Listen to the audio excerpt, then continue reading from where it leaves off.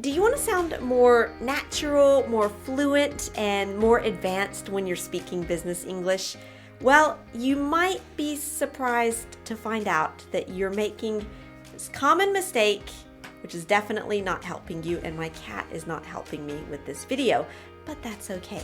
Anyway, today I'll help you learn how to sound more natural and actually friendlier, and the good surprise is it actually helps you speak simpler English. Hi, I'm your English coach, Christina, and welcome to Business English with Christina, where you become better at business and better at English. First, let me ask you a question. Do you feel like your English is sometimes too, complicated or complex? Like, in your head, you're thinking, you're trying to formulate your sentence, you're thinking about the verb tenses, the sentence structure, and your sentence just comes out as this big, complicated, unclear mess.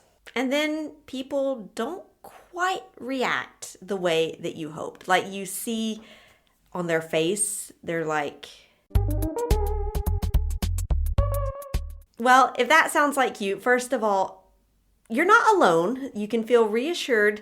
I've seen a lot of my clients, they make this mistake. Basically, you're trying to sound more advanced, to sound more intelligent. That's great. But in the end, your English comes out as just complicated and you know that something is not right. And, for us native speakers, when we hear that, it sounds like you're being too formal, like you're trying to put a lot of distance between us. You're maybe trying to show how smart you are. And that's just not what you want to do in a lot. Okay, there are some situations maybe you do want to do that, but not most of the time. And the truth is, we native speakers and advanced speakers also, we just tend to use simpler language. So, are you ready to make yourself sound more natural, sound friendlier, and actually use easier English? Well, I've got 3 rules for you and plenty of examples. And if you want to, make some notes of the examples from this lesson so that you remember them, go over to ChristinaRubafe.com. I'll put the link down below, but I've got a worksheet for you that goes with this video so that you can actually, remember the things that we're going to look at today. Rule number 1, in conversation, just skip the word skip, I mean don't use.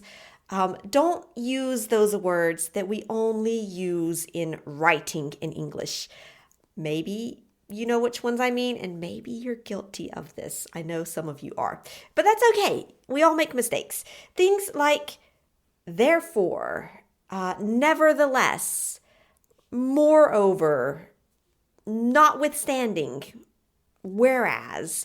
Now, I'm not saying we never use those in spoken English, but in most everyday conversations, including business conversations at work, we just don't use those. And, a lot of times I'll hear my clients using these words in their conversations because they want to sound better or more correct. But in fact, it just makes them sound, overly formal, overly complicated, not very natural, in fact. But like I said, it's okay. We make mistakes. You're watching this video so you can correct those mistakes. So let me show you some examples, concrete examples of what I mean. The first one you'll hear, it's going to be a little awkward, too formal, too complex. And the second one, it's more natural. Normally, we require 24 hours to complete this work. Nevertheless, I will attempt to meet your request. Normally, we need 24 hours to finish this work, but let me see what I can do. I'm working from home today, therefore I'll attend the meeting on Zoom. I'm working from home today, so I'll join the meeting on Zoom. Are you feeling like you wish you had something to take notes on all of this? Hey, good news, I've got something for you. It's that worksheet that goes with this video that you can go and get over at ChristinaRubafe.com. Pause the video, link is in the comments, and then come back and let's see some more examples. All right, rule number 2.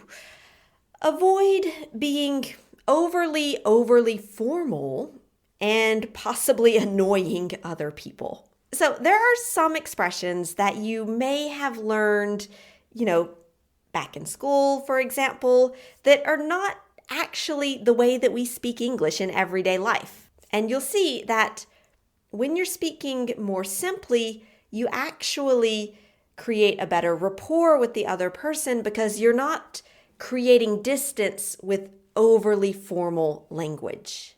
Check out these examples. One can sensibly advocate that we should experiment with a new prototype next year. What if we tried a new prototype next year?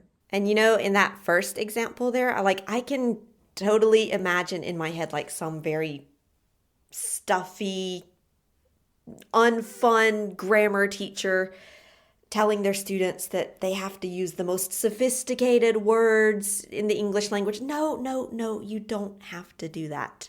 In fact, it's better if you don't. And rule number 3, and all of you who have difficulties conjugating your verbs, you're going to love this one. Use the simplest verb form possible.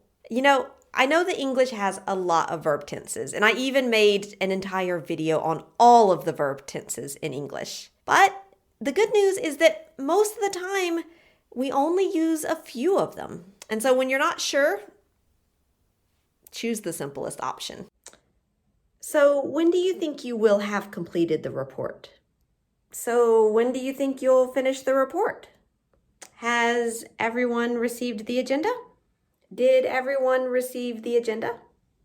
I will not be able to come to the meeting because of the inability to join when I will be working from home. I can't be at the meeting because I'm working from home. So you see, when you keep your business English simple, you actually sound more natural, more advanced, and friendlier, just nicer. And, you'll make maybe the native speakers in your entourage, if we can say that, you'll make them feel more comfortable because you're speaking in a way that is more casual, it's more relaxed, and you won't sound too cold or distant or formal. And you'll feel much more confident because you're, using those simple structures that you feel more comfortable with. And if you don't use it, you lose it. So what you can do to actually use everything that you learned in this video today, go over to my website and get the worksheet if you haven't already done it.